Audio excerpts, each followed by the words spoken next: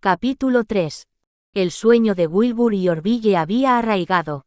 Las obras de Lilienthal y Mouillard, según los hermanos, nos habían contagiado su inagotable entusiasmo, transformando nuestra indolente curiosidad en un trabajo y una actividad febriles.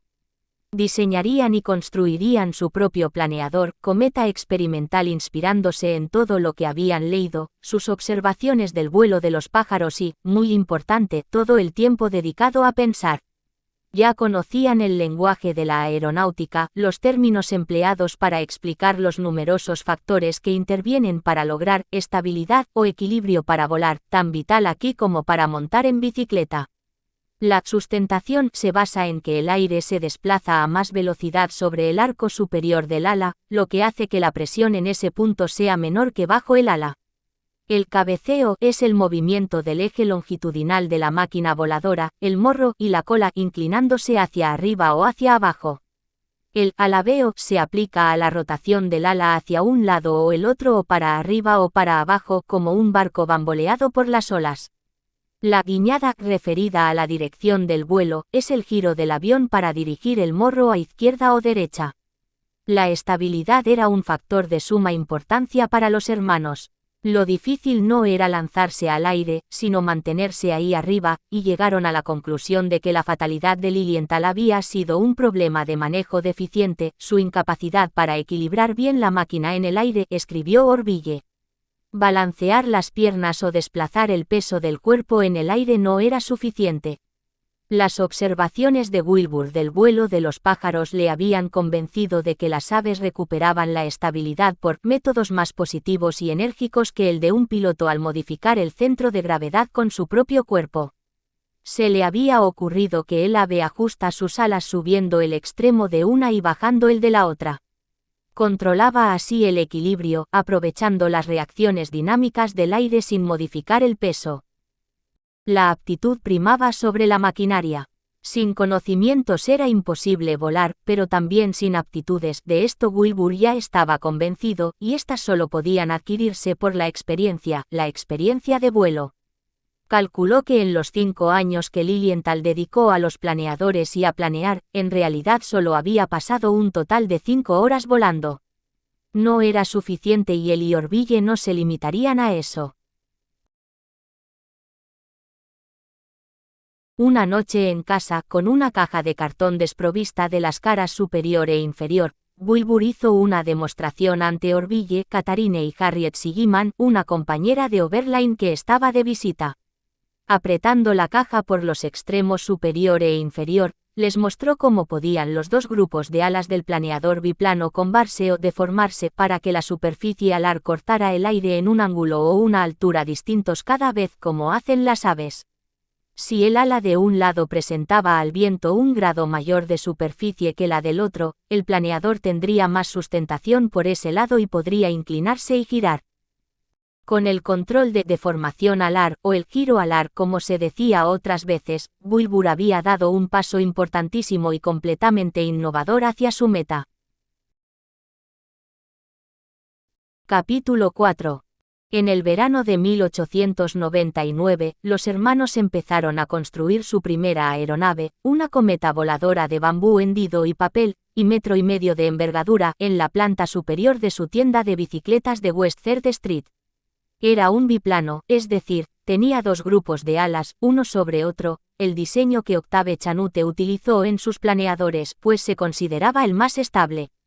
Aparte de alas ensambladas como cerchas de un puente, montantes verticales de pino y cableado en zigzag, tenía otro innovador sistema de cables por el que el ayudante controlaba la deformación alar desde tierra con sendos palos en las manos.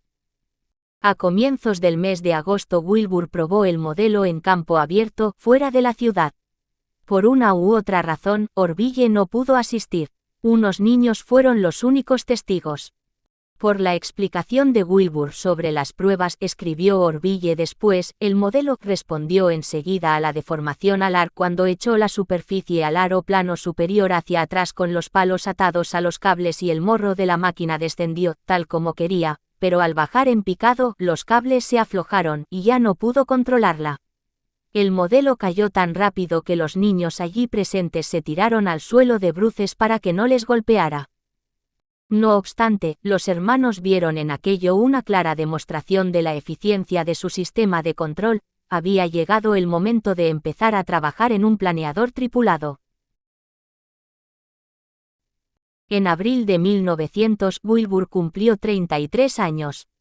4 meses después, en agosto, Orville y Catharine cumplieron 29 y 26. Catharine contó a su padre muy contenta que los chicos le habían regalado por su cumpleaños un busto de Walter Scott. Ahora que los tres trabajaban, Catharine había decidido contratar a alguien que fuera durante el día a ayudar en casa. Carrie Kyler tenía 14 años y todavía tenía que subirse a una silla para encender la lámpara de gas de la cocina. A Orville le encantaba meterse con ella por su estatura hasta casi hacerla llorar, cuando Wilbur le decía, «Vale ya, ORV». El señor Orville lo dejaba al instante, recordaba ella. El señor Orville siempre hacía caso al señor Will, pero nunca a nadie más. Carrie Kyler siguió formando parte de la familia durante casi medio siglo. El 13 de mayo de 1900, Wilbur escribió a Octave Chanute, su primera misiva al eminente ingeniero, preguntándole si sabía de algún lugar propicio para hacer experimentos de vuelo, libre de la lluvia y de inclemencias del tiempo, decía Wilbur, donde pudieran contar con suficiente viento, un viento de unos 25 kilómetros por hora. Los únicos sitios así que él conocía, respondió Chanute, estaban en California y en Florida, pero ninguno de los dos tenía suficientes dunas para aterrizar sobre blando. Las costas de Carolina del Sur o Georgia tal vez fueran más convenientes. El viento era fundamental, los hermanos ya lo habían advertido.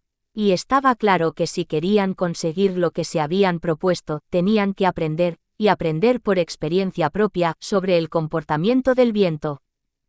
En respuesta a la pregunta que Wilbur envió a la sede del Servicio Meteorológico Nacional de Estados Unidos en Washington sobre los vientos prevalecientes en todo el país, recibieron exhaustivos registros mensuales de la velocidad del viento de más de 100 puestos del Servicio Meteorológico Nacional.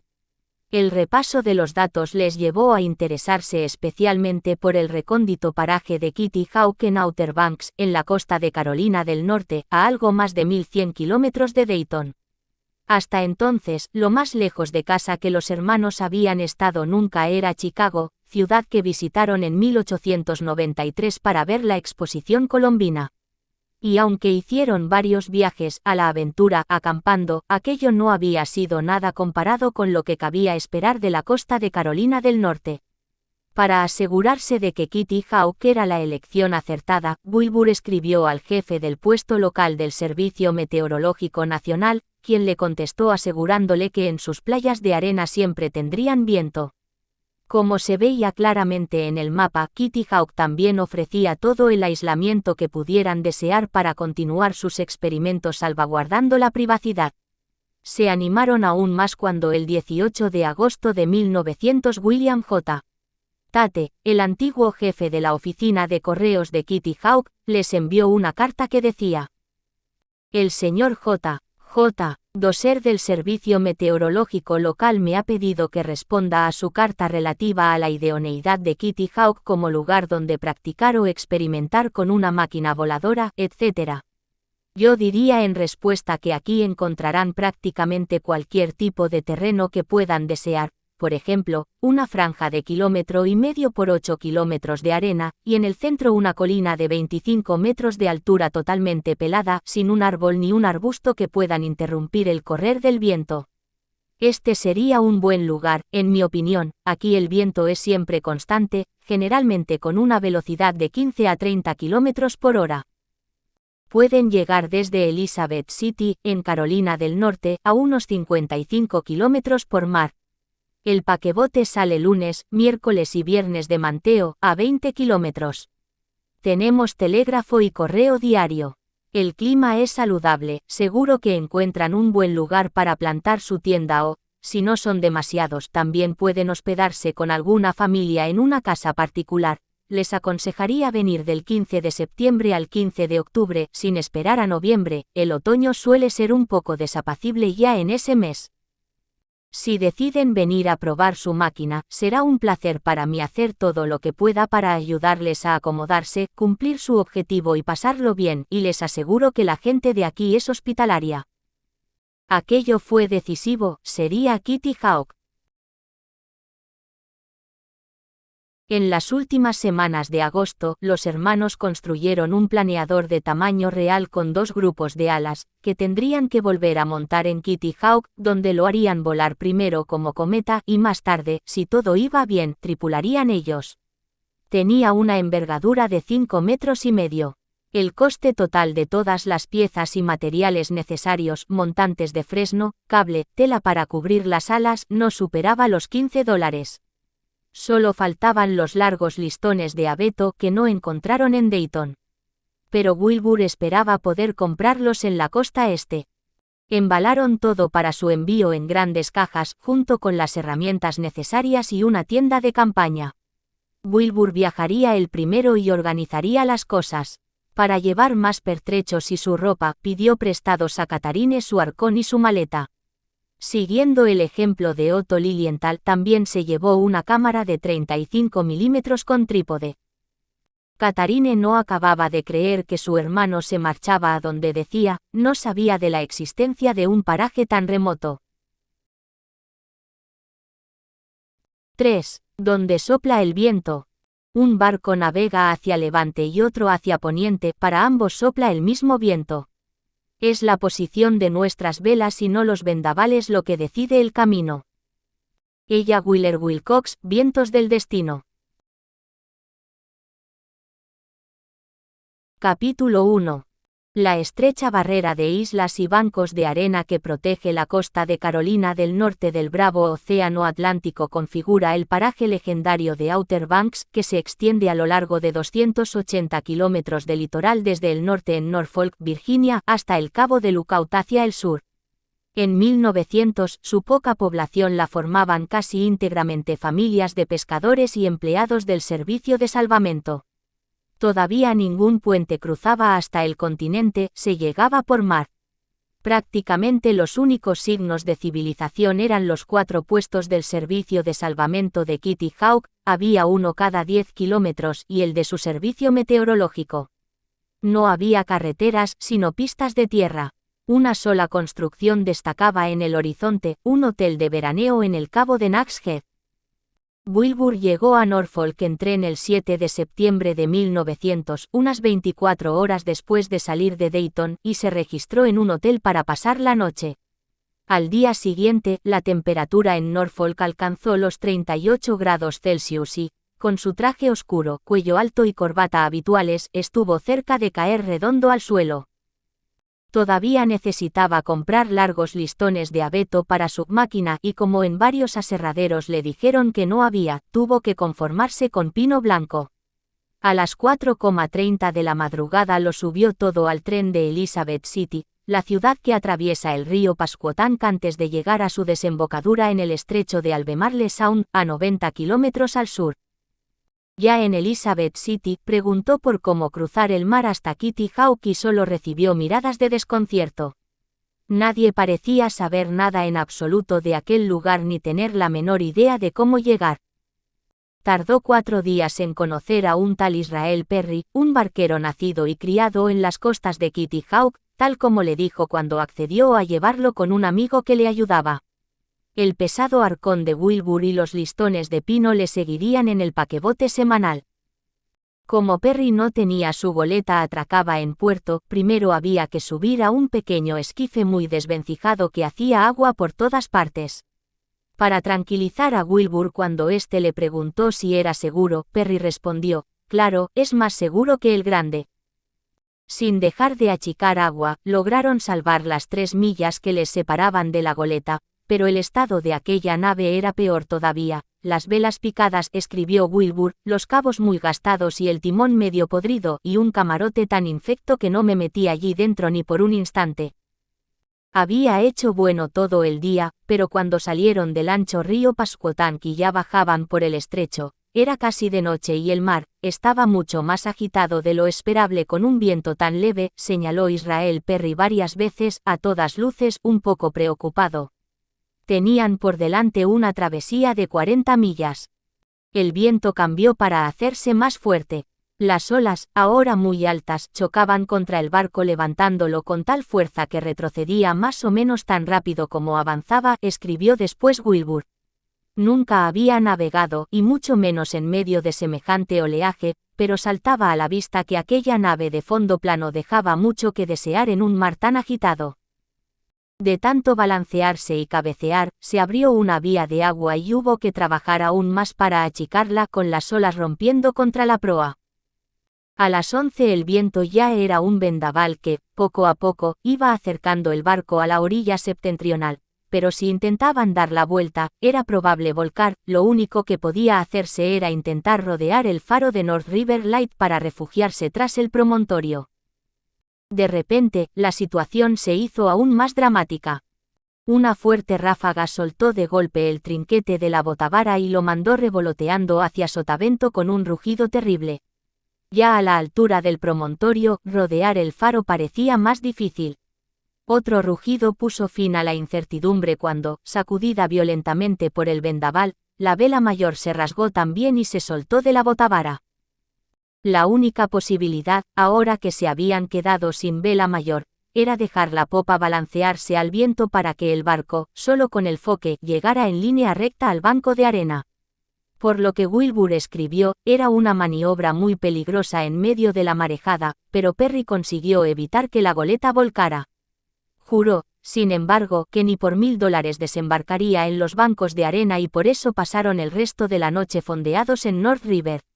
Wilbur no tenía estómago para la comida que Perry pudiera guardar abajo. Echó mano del tarro de mermelada que Catharine le había metido en la bolsa y luego se echó a dormir en el suelo de cubierta.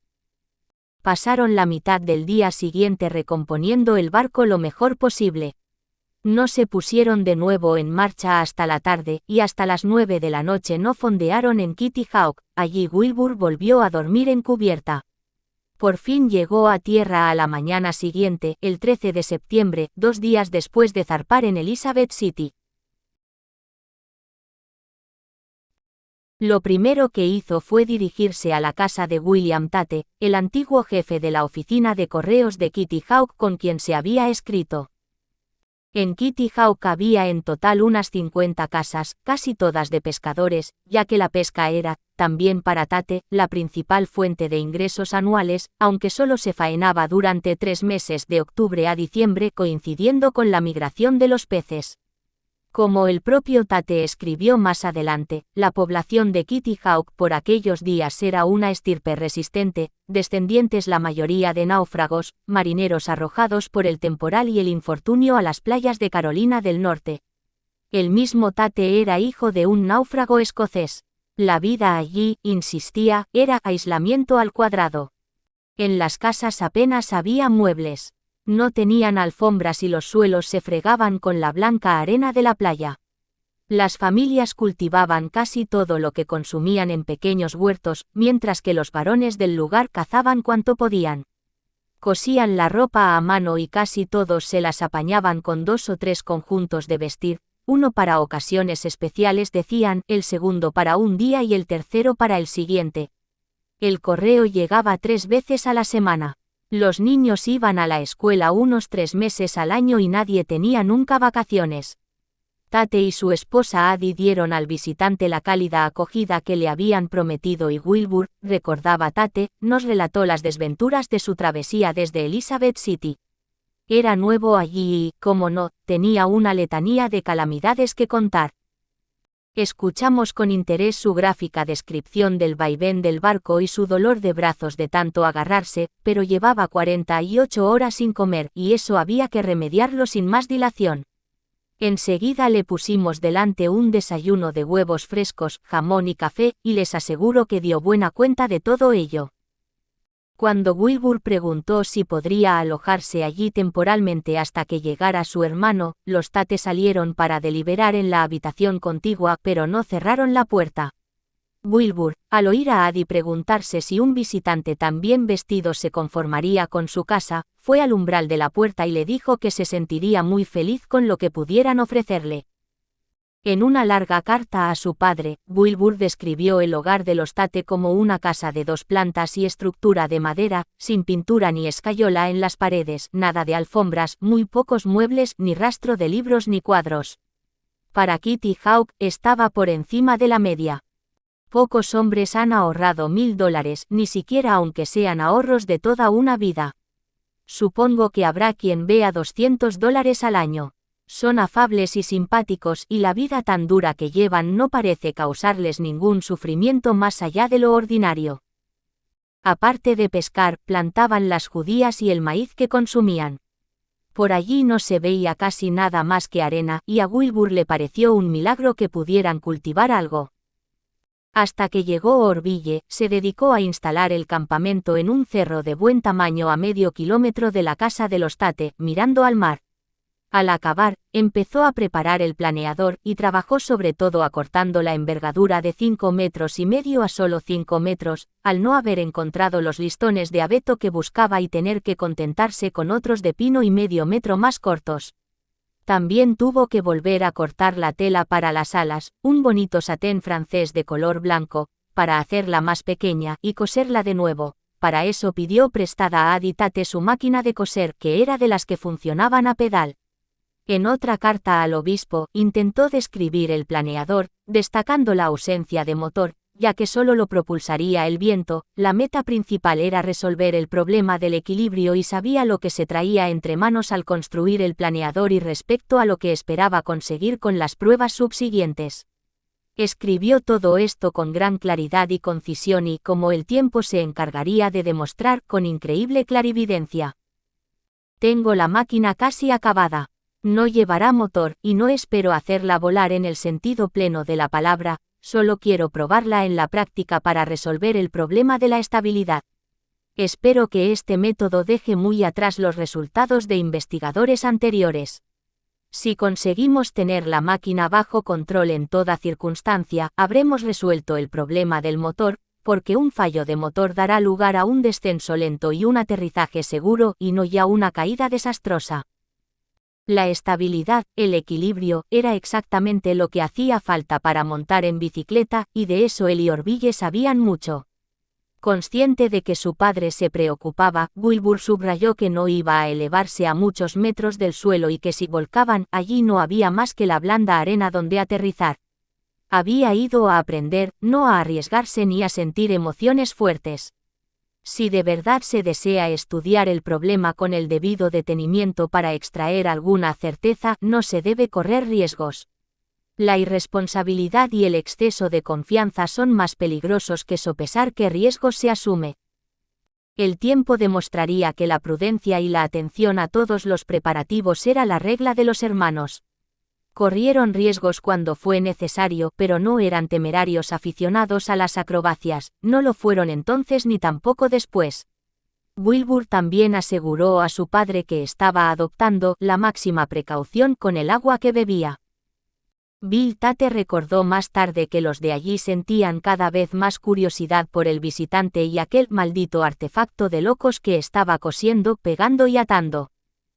Le habían sonsacado con hábiles interrogatorios que su hermano llegaría un par de semanas después y que pensaban vivir en la tienda y hacer experimentos en el arte de volar con su artefacto. Los habitantes de Outer Banks seguían por entonces muy obcecados en lo suyo, añadió Tate. Creíamos en un Dios bueno, un diablo malo y un infierno en llamas, y ante todo creíamos que ese Dios no tenía ninguna intención de que el hombre llegara a volar.